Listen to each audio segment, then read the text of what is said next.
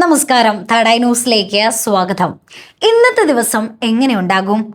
എഴുന്നേറ്റ് വരുന്ന വഴി തന്നെ ഇങ്ങനെ ചിന്തിക്കാത്ത ആളുകൾ വിരളമായിരിക്കും അല്ലേ? രാവിലെ നമ്മൾ ചെയ്യുന്ന ഓരോ കാര്യത്തിനും നമ്മുടെ അന്നത്തെ ദിവസത്തെ നല്ലതാക്കാനും അതുപോലെ ചീത്തയാക്കാനും കഴിയുമെന്ന് പറഞ്ഞാലോ?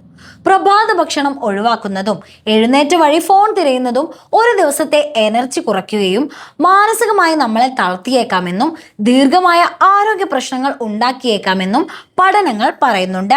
എന്നാൽ ഇവയിൽ മാറ്റം വരുത്തേണ്ടുന്ന നിങ്ങളുടെ ചില തെറ്റായ ശീലങ്ങൾ എന്തൊക്കെയെന്ന് പറയാം. രാവിലെ എഴുന്നേറ്റയുടൻ ഒരു ഗ്ലാസ് വെള്ളം കുടിക്കുന്നത് നിങ്ങളിലെ നിർജ്ജലീകരണം തടയും. മാത്രവുമല്ല, ഒരു ദിവസം മുഴുവൻ നിങ്ങളെ ഉന്മേഷവനായി വെക്കാൻ ഈ ശീലത്തിന് സാധിക്കും.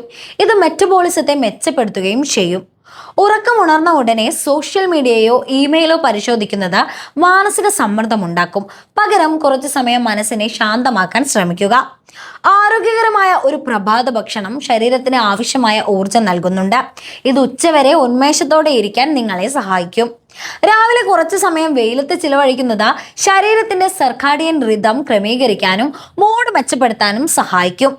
കഠിനമായ വ്യായാമം ചെയ്തില്ലെങ്കിലും കുറച്ചു സമയം യോഗയോ ലഘുവായ നടത്തമോ ചെയ്യുന്നത് ദിവസം മുഴുവൻ ഊർജം നൽകാൻ സഹായിക്കും. പഞ്ചസാര അമിതമായി അടങ്ങിയ ഭക്ഷണങ്ങൾ ഒഴിവാക്കുക. ഇത് പെട്ടെന്നുണ്ടാകുന്ന തളർച്ച ഒഴിവാക്കാൻ സഹായിക്കും.